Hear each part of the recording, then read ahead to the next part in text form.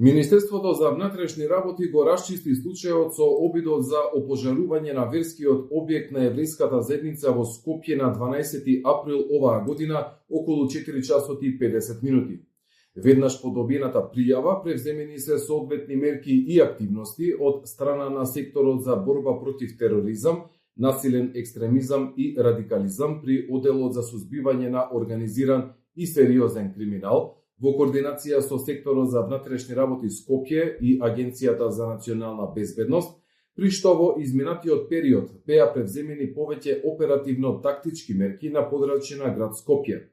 На 30 април од страна на секторот за борба против тероризам, насилен екстремизам и радикализам, во содејство со СВР Скопје и Оделот за специјални полициски операции, под раководство на надлежен јавен обвинител од ОЈО-ГОК по претходно обезбедени наредби за вршење на претрес на дом и други простории, извршени се претреси на 13 локации на територија на град Скопје, при што приведени се 7 лица и одземени се предмети и електронски уреди поврзани со кривичното дело.